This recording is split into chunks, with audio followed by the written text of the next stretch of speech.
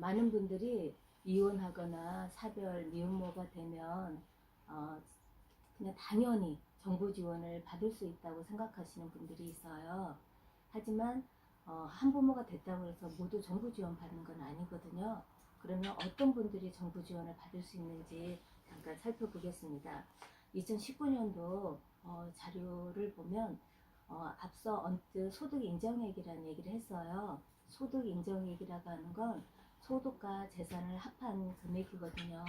그걸 계산해서 나온 걸 우리가 일반적으로 소득 인정액이라고 하는데 이전에는 이제 소득 인정액 100, 130 이하 뭐 이런 식으로 이야기를 했다면 이제 조금 제도가 바뀌어졌어요. 그래서 최근에는 우리나라의 그 국민을 일렬로 소득을 쭉 이렇게 세우면 다 가운데 중위소득이 나올 거예요.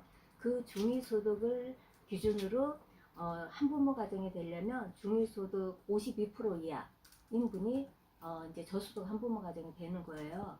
그리고 청소년 한부모가 되려면 그 중위소득이 60% 이하인 분이 한부모가, 그러니까 미혼모 한부모가 되는 거였거든요. 그런데 작년에 무슨 일이 생겼냐면 최저임금이 인상이 됐어요. 그죠? 그러다 보니까 한부모 이제 이전에는 130% 이하가 한부모였는데 그 한부모가 그냥 본인도 모르게 급여가 인상이 된 거죠.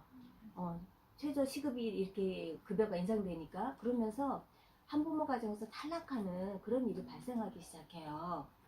그래서 어쨌든 정부는 좋은 의도로 이게 시간이나 급여를 인상했는데 탈락하는 자가 있으니까 문제가 발생했잖아요. 그래서 그런 부분을 보완하기 위해서 정부가 이제 한 가지 아이디어를 냈는데 그게 뭐냐면 한부모 가정이 되려면 이전에는 중위소득 52% 이하여야 됐는데 그걸 60% 이하로 확대를 하게 돼요. 그리고 청소년 한부모도 60% 이하였는데 2% 이하로 이렇게 하니까 더 많은 대상이 한부모 가정이 될 가능성이 높아졌죠. 자, 근데 문제는 이제 이런 기준으로 인해서 한부모 가정은 더 많이 늘어날 거로 예상이 되는데 핵심 정책, 한부모가 되려고 하는 핵심 사람들이 한부모가 되려고 하는 이유가 뭘까요? 정부의 어떤 핵심 정책이 필요하기 때문에 도움이 되기 때문에 이런 정부 지원 대상자가 되려고 했을 거잖아요. 왜 한부모들은 정부 지원을 받으려고 할까요? 아동 양육 때문에 그런 거죠. 그죠? 어떻게 보면 다른 서비스도 중요하지만 아동 양육비를 받기 위해서 저소득 한부모 가정을 시청하는 부분들이 많아요.